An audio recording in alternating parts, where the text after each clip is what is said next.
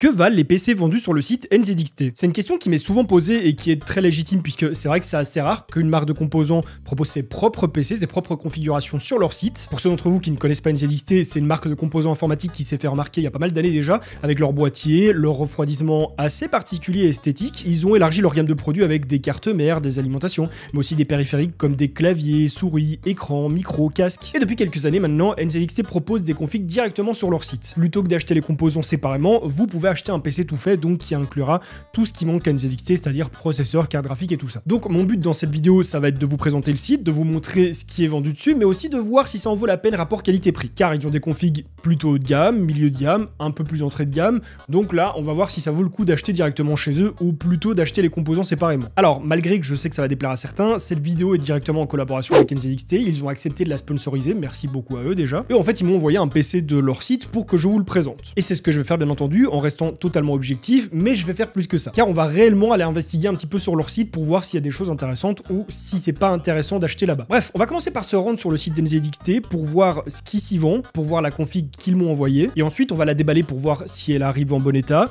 si c'est bien protégé, si c'est bien monté, parce que quand on a un PC qui est déjà monté par des intégrateurs, on aime bien avoir quelque chose de bien rangé, de propre, d'irréprochable, et puis aussi de voir les composants qu'ils vont mettre dedans, parce que, comme je l'ai dit, NZXT ne font pas tous les composants sur le marché. Parfois on peut avoir un PC qui vaut un certain prix, et on va penser qu'il y a des composants haut de gamme dedans, alors qu'on va se retrouver avec des composants bon marché. Donc ça, c'est le point assez important qu'on va vérifier aujourd'hui. On va donc commencer par l'ouvrir. Oh, le packaging est vraiment morflé, hein. Les transporteurs, ils ont vraiment aucun respect. Alors déjà sur le dessus, j'ai tous les extras. Tout ce qui est en plus sur le montage, les braquettes pour les différents types de processeurs, des serre-câbles, les plaques qui de base recouvraient le shield à l'arrière du GPU, l'antenne Wi-Fi, et alors toute la visserie qu'il y a en trop, les câbles SATA, bref. Tout ce qui n'est pas utilisé durant le montage, ils le remettent dedans, ça c'est très bien. Oh là là là là, les transporteurs ont vraiment rien respecté, hein. Techniquement, c'est censé tenir tranquillement lors d'un transport, mais là, comme ils en ont rien à faire, bon. Mais du coup, extérieurement, le PC n'a rien et ça c'est très bien. On a le câble d'alimentation. Et alors, le moment de vérité, on espère que le PC n'a rien de fracturé. Le PC n'a rien de fracturé. C'est marrant ça, ils ont mis ici une cale en polystyrène qui soutient le GPU, c'est pas mal. Alors, à première vue, la config semble pas avoir morflé du tout et ça c'est très cool. J'ai quand même vérifié ici au niveau du GPU. D'ailleurs, le PC, on va le désosser un petit peu évidemment, hein. Première chose que je remarque, étonnamment, c'est que la carte mère, c'est pas du tout du NZXT, c'est du Gigabyte. Bon, pour le coup, je m'attendais à avoir du NZXT partout dans la config. En fait, après,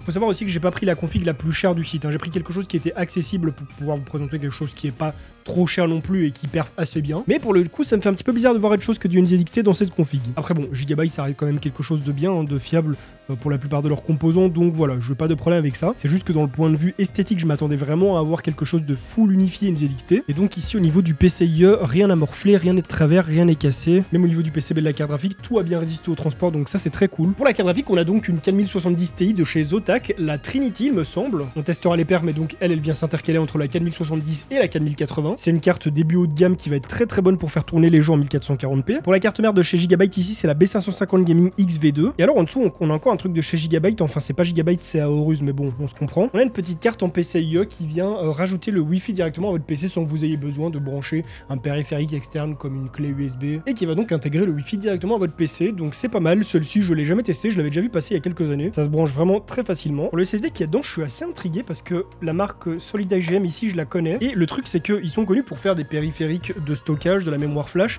et surtout du serveur, mais je savais pas qu'ils faisaient des SSD NVMe. Pour la RAM ici, j'ai de la Vulcan Z de chez T-Force. Je suis assez curieux parce que je ne l'ai jamais prise en main cette RAM, je l'ai vue en photo et en fiche technique et là pour le coup, je ne pensais pas qu'elle était aussi low profile. Elle est vraiment toute fine, elle est toute plate, elle est pas haute du tout. Donc ici pour la IO, on a un petit Kraken en 120 mm. On va regarder ce qu'il y a en alimentation, mais vu la tête qu'elle a à l'arrière, je me demande si pour le coup c'est pas du NZXT. Et effectivement, c'est du NZXT. Et on est donc sur une C750 qui représente donc la version 750 watts. Hein, je pense que j'ai pas besoin de vous préciser. Alors, concernant le cable management, c'est assez propre quand même en vrai. Tout est bien rangé, facilement accessible. Bon, il y a des Colson partout, donc si on veut bouger quelque chose, bah, il va falloir les enlever les Colson. Sinon, c'est vraiment très propre. On a ici le câble CPU qui fait tout le contour. On a ici le câble 24 pins, enfin 24 broches qui est bien mis sur le côté par-dessus le reste. Tous les câbles boîtiers qui sont alignés ici, non, franchement, c'est propre. Hein. Le petit hub ici aussi, c'est pas mal. Bon, celui-ci, je pense qu'il est déjà interne au boîtier, hein, vu qu'on est sur la version Elite du H5. C'est pas foutu en bordel, ça gêne pas le passage du ventilo qui se trouve ici. Franchement, cable management, rien à dire, c'est très propre. Et donc le boîtier, comme je l'ai dit, on est sur la version Elite du H5. On a un ventilateur ici qui est donc celui de la IO. On a deux ventilos en 140 mm qui viennent se matricier en façade, en aspiration, et un autre en 120 mm qui est ici, qui vient aspirer en diago. Donc airflow vraiment très classique qui vient tout aspirer par ici. Et Rush là, la seule chose que j'espère, c'est que toute la chaleur ne va pas s'accumuler ici dans le rad. Je vais brancher le petit setup que NZXT m'ont prêté avec. Ils m'ont filé un écran, des périphériques pour que je puisse tester tout leur écosystème. On remet la petite carte graphique.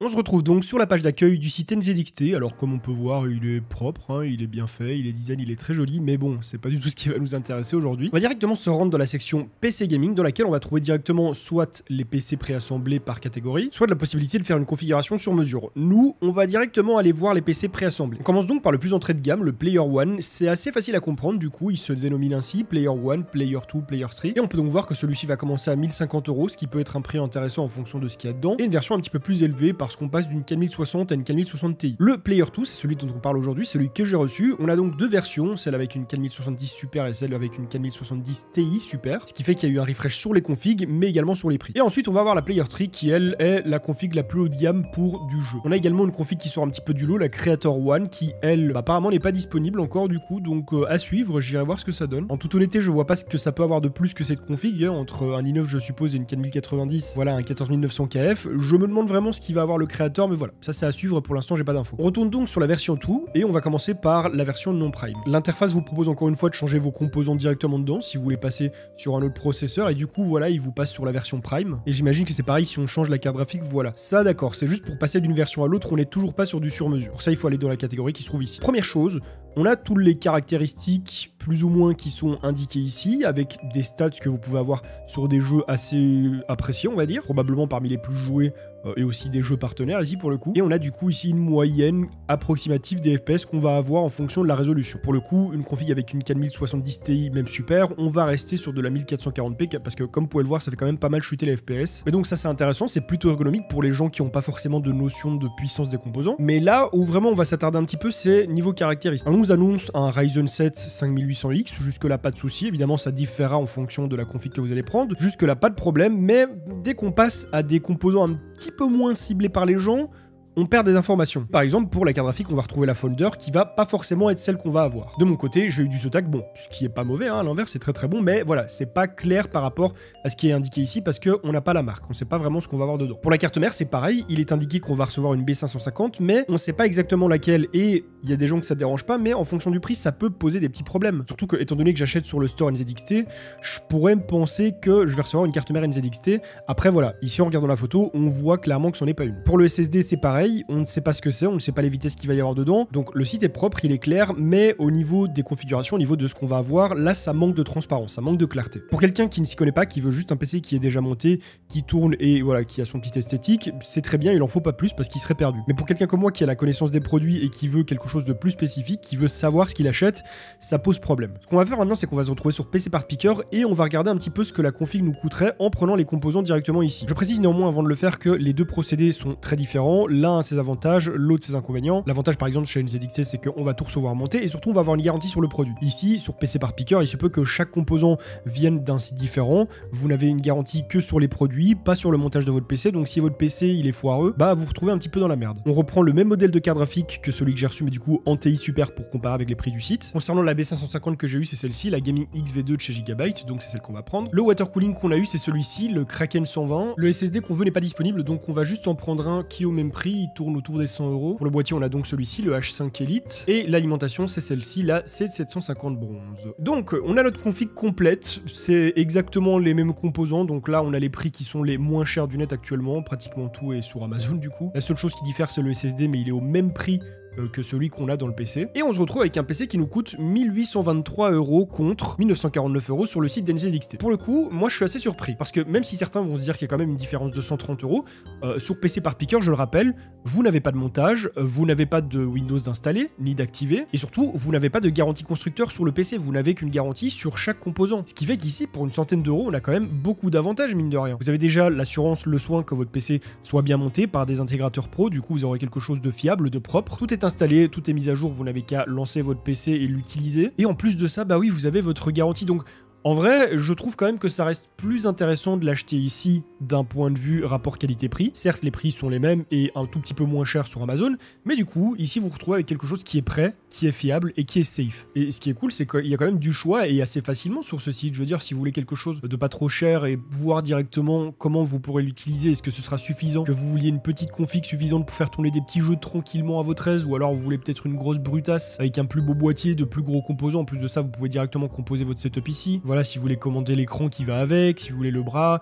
si vous voulez, bon, tous les périphériques qu'NZXT peut proposer. Et en plus, si on a des questions, les experts sont là pour nous aider. C'est pas incroyable, ça? Est-ce que je lui envoie un petit message pour lui demander s'il va bien? Non, on va pas faire ça, on va pas le déranger. Un peu plus de clarté ici dans les caractéristiques, ça aurait pas été de refus. Et je pense que NZXT le savent, mais à mon avis, ils le font en fonction des stocks qu'ils ont, en fonction de ce qu'ils ont sous la main et en gros. Donc, c'est déjà plus facile d'indiquer ça comme ça et surtout durable dans le temps, ça je le conçois bien. Mais ouais, je trouve ça intéressant. Ici, un 13400F, une 4060, le reste de la config qui va bien avec et surtout un H5 Flow pour 1050 €, incluant le montage Windows et la garantie, je trouve vraiment ça super intéressant. Alors il est sûr que commander tous ces composants coûte moins cher, monter son PC soi-même est un plaisir, bon à partir du moment où on aime ça, où on pense aimer ça, parce qu'il y a des gens pour qui c'est pas du tout un plaisir et qui en chient un max, même si c'est pas si compliqué. Pas juger, hein, on est tous différents, moi par exemple je sais pas couper une feuille droite. Mais voilà, il y a des gens comme certains d'entre vous et moi qui aiment ça, donc ça reste un plaisir. Et au moins le fait d'acheter tous ces composants un à un et de le monter soi-même, ça permet de savoir exactement ce qu'on met dedans et d'être certain de ne pas avoir de surprise. De l'autre côté, sur le site d'NZXT, on reçoit une config déjà toute montée. Bon, malheureusement, si pour vous c'est un plaisir de le faire, cette fois-ci vous ne l'aurez pas. Ça vous coûtera du coup un petit peu plus cher, mais comme je l'ai dit, on a l'installation Windows plus l'activation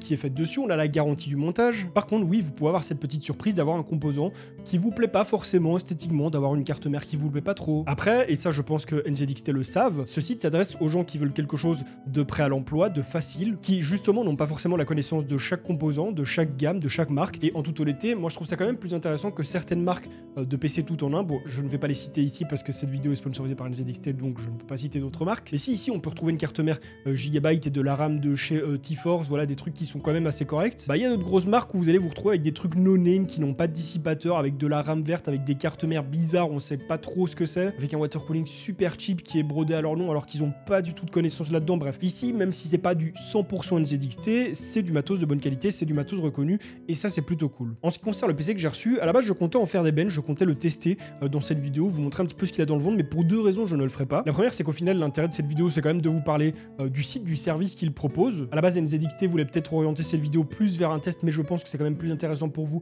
de vous parler de la boutique, ou du moins du service de PC tout fait. Et la deuxième raison c'est que comme on a pu le voir, entre le moment où j'ai reçu ce PC, donc en décembre et maintenant, il y a eu la sortie des Super de chez Nvidia, donc 4070 Super et 4070 Ti Super. Et donc bah si je vous faisais un test de ce boîtier là, ça n'aurait pas vraiment d'intérêt puisqu'il n'est plus réellement en vente sur ce site, vu que maintenant la 4070 Ti a été remplacée par la 4070 Ti Super qui perfe plus. Et ce qu'on va faire maintenant, c'est qu'on va retourner sur le site, mais pour aller voir le service de PC sur mesure. Direction la section config PC sur mesure, personnaliser ton PC, et là directement d'entrée de jeu, on nous met de nouveau les petites performances habituelles, on nous demande si on préfère de l'AMD ou de l'Intel, et on a un budget. Du coup, vous pouvez voir qu'en passant d'Intel à AMD, on a directement une petite différence en termes de performance. On va donc aller voir chez AMD et on va rester sur une configuration à 2000 €, c'est très bien. Et donc là, je vois que le site nous propose quelque chose de base, ça a l'air intéressant. C'est plutôt chargé et compact, mais ça a l'air quand même intuitif, parce qu'il suffit de cliquer directement sur les composants, ok, pour les changer. On a des indications assez claires, comme les incompatibilités. Et alors ici, performance estimée, oh c'est pas mal. On peut même directement choisir les jeux, ça va, c'est pas limité.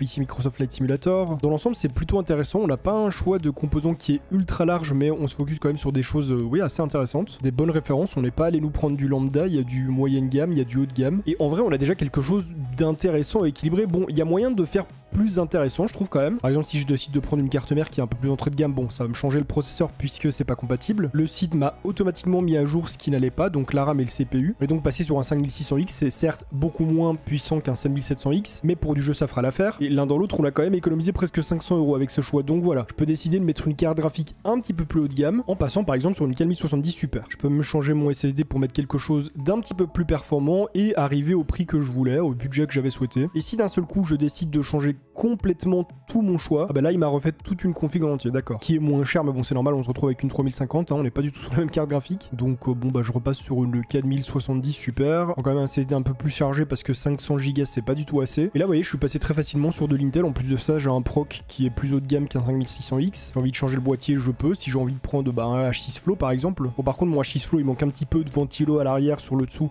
et de RGB, donc imaginons que je passe ici sur le H7 Flow RGB et voilà, c'est d'une facilité déconcertante. Non, en vrai c'est vraiment facile et intuitif. Maintenant il faut voir par exemple dans les options, on a bien le service de montage qui est inclus, donc c'est pas en supplément, ça c'est cool, voilà. PC assemblé et expédié dans les 2 jours ouvrables, et on a une licence Windows qui est préinstallée. Bon ici c'est la version Home, vous pouvez passer sur la Pro si vous voulez, c'est pas forcément super utile pour des gens qui vont faire que jouer sans trop bidouiller à leur PC. Toujours la possibilité de rajouter des éléments dans le setup, des écrans, clavier, souris, et micro. Et donc voilà, j'ai ma config, j'ai tous les infos qu'il faut, j'ai une date d'expédition. En vrai, c'est très intuitif, facile. Le panel de choix est pas aussi large que sur un site spécialisé dans l'intégration, mais c'est pas plus mal parce que ça évite de se perdre. Un débutant qui se retrouve face à 15 modèles de carte mère, il va galérer. Ici, on n'a pas énormément, mais on a plusieurs gammes différentes, plusieurs prix, donc ça reste accessible à tous. J'avais pas vu, mais il m'a mis un refroidissement qui est peut-être pas suffisant pour le 12700K. Bon, cette façon, vous ajustez. En tout cas, pas mal du tout. J'avais jamais utilisé l'intégrateur et là, je le trouve plutôt complet et facile. C'est déjà la fin de cette vidéo. N'hésitez pas à me dire dans les commentaires ce que vous en avez pensé. N'hésitez pas à me dire si selon vous, c'était suffisamment objectif. Comme je vous le dis, elle a été rémunérée, je présente un service, mais c'est pas pour autant que je vais le vanter et n'aller que dans le positif. Encore un tout grand merci à NZXT de l'avoir sponsorisé. Si le site vous intéresse, le lien se trouve dans la description. Et si la vidéo vous a plu, je vous invite à la liker et à la partager pour me soutenir, à vous abonner à ma chaîne YouTube sans oublier de cliquer sur la petite cloche pour recevoir des notifications lorsque je vais sortir de nouvelles vidéos, à vous abonner à mon autre chaîne iDiscount et à regarder d'autres de mes vidéos qui s'affichent actuellement à l'écran. Et sur ce, on se retrouve très bientôt pour une nouvelle vidéo. En attendant, portez-vous bien. Bye les gens.